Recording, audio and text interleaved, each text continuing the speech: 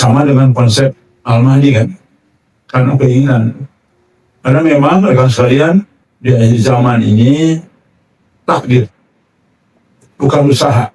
Usaha terbukti gagal total. Seluruh usaha kekuatan umat Islam di dunia dengan bermunculannya berbagai kekuatan ormas, harokah atau apapun namanya, baik yang dilegalkan oleh notaris maupun tidak, semua berguguran satu persatu. Bahkan sudah sampai ada yang angkat senjata.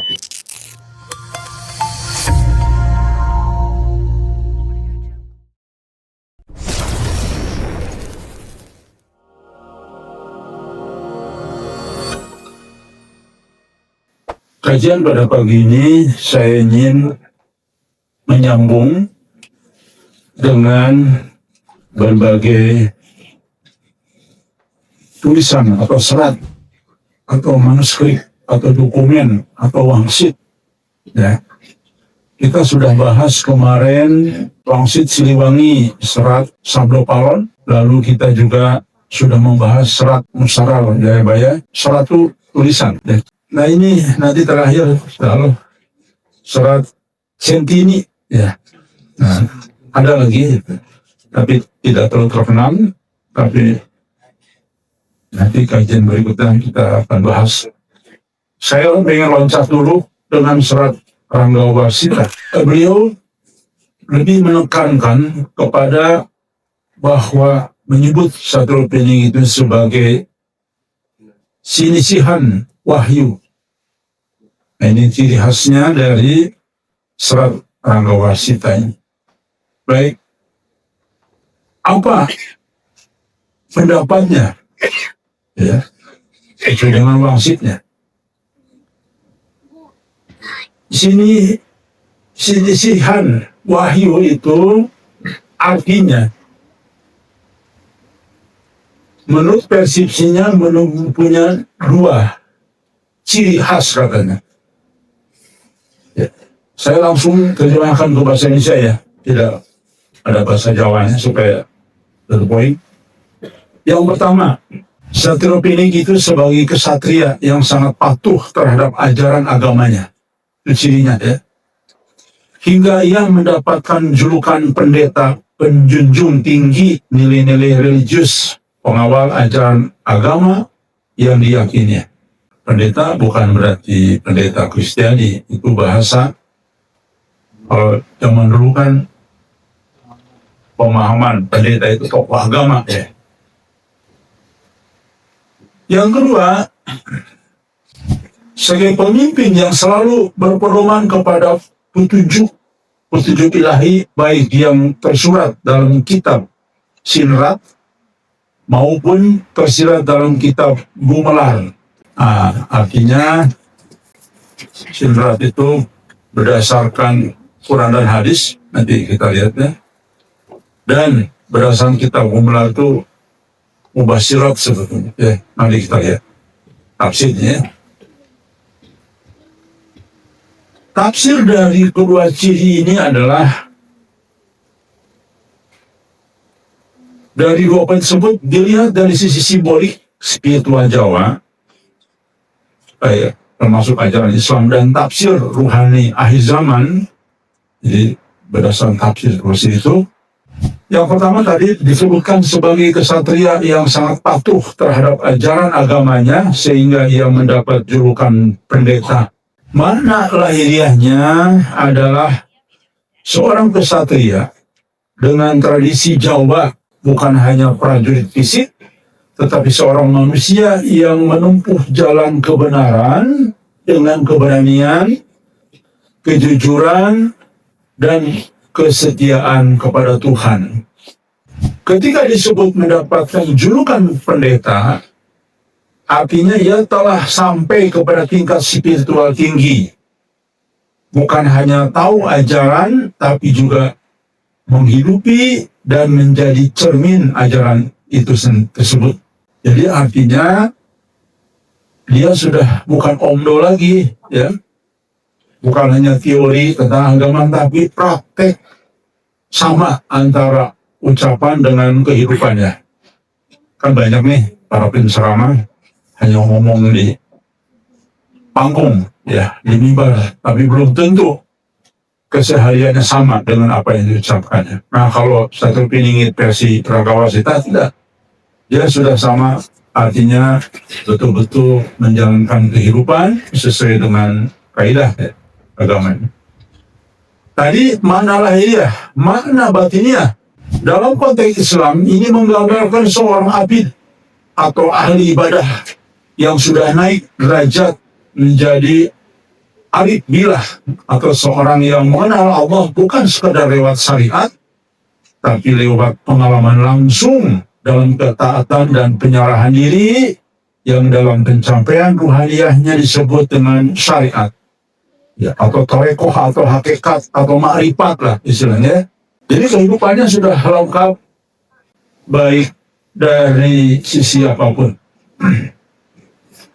Itu makna dari arti lahiriah atau rohaniah. Ya. Julukan pendeta bukan berarti sekedar dari Islam. Ya, ia keluar dari Islam, bukan keluar dari Islam, tetapi dalam istilah Jawa lama, pendeta berarti orang suci atau waskita yang mengabdi total kepada yang maha suci. Ya. Itu pendeta. Jadi kalaupun Islam sudah datang, ya istilahnya ya pendeta juga, disebut zaman dulu ya, zaman kuno dulu. Nah, itulah ciri-ciri poin pertama ya. Mana sosok ini adalah Jawi sejati, yaitu orang Jawa yang sudah menegakkan Islam dalam jiwanya secara kafah, sehingga bersatu nilai spiritual Jawa Islam dalam dirinya yang berlandaskan tauhid. Kemudian mari kita hubungkan dengan akhir zaman, karena begini, seluruhnya baik Samudro Falon maupun Jaya Siliwangi itu sosok yang akan muncul di ujung akhir zaman. Jadi harus dikaitkan, selain penafsiran zohir, penafsiran batin, tapi juga dikaitkan dengan akhir zaman ya. Karena memang sosok ini muncul pada saat sudah terjadi fase goro-goro ya. Sosok ini bisa disimbolkan sebagai pemegang amanah ilmu ya, ilmu wahyu dan ilmu laduni, seorang murid ruhani yang sudah menempuh makom tajrid atau tadrid, menyendiri dengan Allah. Jadi berarti ini intinya bahasa umumnya adalah kholomat ya, menyendiri atau ujulah. Dalam Roman Jaya seperti ini disebut dengan manusia yang digembleng di kawah candra di muka ya. Di kawah candra di muka ruhani yang kelak muncul sebagai pemimpin zaman rusak atau zaman kala bendu. Nah, jadi ada sejalan. Jadi intinya memang kalau kita lihat dari hampir seluruh serat-serat ini atau wangsit-wangsit ini memang mengarah kepada sosok Satria Peningit ini hidup menyendiri, keluar dari keramaian atau keluar dari kehidupan dunia pada umum. Sama ya, searah. Yang kedua, menurut Rangga Warsita, ciri-cirinya sebagai pemimpin yang selalu berpedoman pada petunjuk-petunjuk ilahi, baik yang tersirat dalam kitab Sinrat maupun tersirat dalam kitab Gumelar. Nah ini dia. Apa ini? Kitab Sinrat maupun kitab Gumelar. Jadi pegangan itu, ciri-cirinya katanya ya, kata beliau. Makna lahiriah, pemimpin ini bukan hanya memerintah dengan hukum duniawi, tapi dengan bimbingan wahyu yang tersisa, hanya mubasyirat ya, dan hikmah ilahi. Itu tafsir lahiriahnya ya. Apa kitab Sinrat? Wahyu tertulis baik Quran dan Sunnah. Lalu kitab Gumelar, wahyu yang terbentang, yaitu alam semesta, tanda-tanda zaman, peristiwa-peristiwa kehidupan, ayat Auliyah. Jadi itu tanda-tanda ciri-ciri yang disebut oleh Rangga Warsita ini. Beliau menyatakan lagi bahwa di dalam penafsirannya, pemimpin ini mampu membaca keduanya secara seimbang. Ia bukan hanya fakih dalam hukum, tapi juga arif dalam membaca isyarat Tuhan yang hidup di balik peristiwa. Makna batiniahnya apa? Atau ruhaniahnya? Ini menggambarkan sosok yang sudah mencapai makom basiroh atau mata hati yang menembus takbir. Dia tidak lagi hanya berijtihad akal, tapi musyawarah dengan Allah melalui ilham dan petunjuk batin. Berikutnya, ia menjadi pemimpin ilahi bukan karena ambisi tapi karena amanah. Jadi artinya jadi pemimpin ditunjuk Allah, dikehendaki Allah, bukan karena keinginan. Sama dengan konsep Al-Mahdi kan, karena keinginan. Karena memang rekan sekalian, di akhir zaman ini takdir, bukan usaha. Usaha terbukti gagal total. Seluruh usaha kekuatan umat Islam di dunia dengan bermunculannya berbagai kekuatan ormas, harokah atau apapun namanya, baik yang dilegalkan oleh notaris maupun tidak, semua berguguran satu persatu. Bahkan sudah sampai ada yang angkat senjata. 2 kelompok besar, 3 kelompok besar di Afrika pun sampai hari ini masih juga bergerak, ya. Tapi pada akhirnya semua gagal. Nah, yang disebut dengan Rangga Wasita ini adalah memang dikehendaki Allah, ditunjuk oleh Allah, ya. Dalam konteks tasawuf, ini adalah khalifah Allah di bumi sejati yang sejati. Pemimpin yang dituntun langsung oleh Nur Muhammad dalam dirinya. Itu penafsirannya, ya. Jadi sekali lagi, saya tidak tambah, tidak kurang. Ini sesuai dengan penafsiran saja saya bacakan, ya. Simbolisme akhir zaman. Karena tadi dikaitkan dengan akhir zaman sosoknya. Pemimpin yang berpedoman pada kitab Sirat dan kitab Gumelar identik dengan sosok. Nah ini, kalau dikaitkan dengan sosok yang ada dalam hadis-hadis baginda Nabi Muhammad SAW, yaitu disebut dengan putra Bani Tamim, atau Satrul Piningit, atau Mujadid, ya, salah satu Mujadid. Sebab hanya yang mampu memadukan hukum zohir atau syariat dan hikmah batin, hakikat zohir dan batin. Jadi hanya sosok yang disebut di dalam nubuah baginda Nabi Muhammad SAW, dan di dalam hadis kan sosok Bani Tamim dan sebagainya. Nah itu arti daripada simbolik akhir zaman sosok ini. Ia menjadi penuntun umat yang tersesat di tengah gelombang fitnah dan kebingungan modern. Menghidupkan kembali keseimbangan antara ilmu syariat dan ilmu laduni. Ya. Jadi, menyeimbangkan dua ilmu itu. Ya. Kemudian, dari sisi ruhaniahnya, apa kesimpulannya, ya? Kedua sifat ini, yaitu kesatria pendeta tadi kan, ya, dalam tafsir ciri-ciri pertama ada kesatria pendeta, dan pemimpin ilahi artinya pemimpin yang Allah kehendaki sebagai takdirnya, menunjuk kepada sosok. Kalau kita dalami tafsir rohaniahnya, menjalani jalan ubudiyah dengan kesempurnaan, taat kepada Allah. Berarti harus dicari orang yang ingin menjalankan dan berusaha menjalankan patuh seluruhnya hanya untuk Allah. Ya, jadi itu baik kehidupan sehari-harinya, baik cara pemikirannya semua. Jadi berusaha ingin taat kepada Allah secara total. Ya. Nah ini, jadi kalau ada banyak pendapat lah ya dari berbagai pihak, ternyata rekan sekalian ini menarik.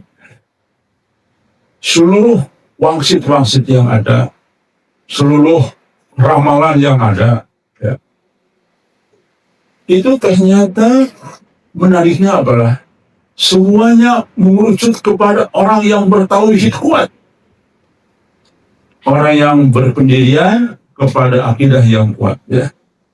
Menarik ini kan.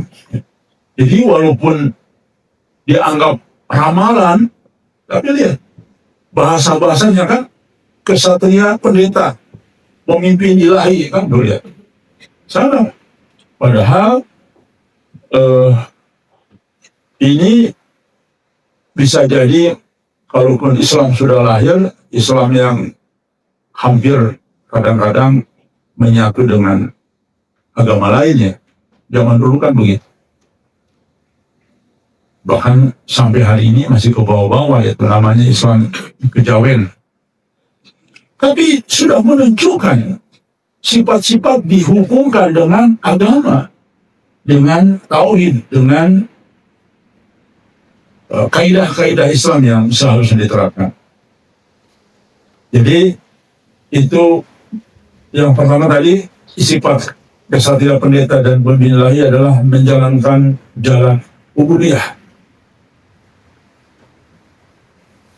Sekaligus memegang amanah khalifah ruhaniyah, pemimpin atas manusia.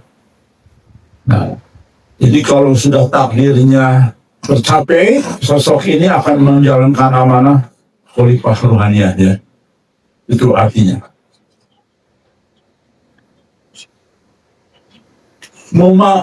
Mempadukan nilai Islami dengan kebijaksanaan leluhur Jawa yang spiritual.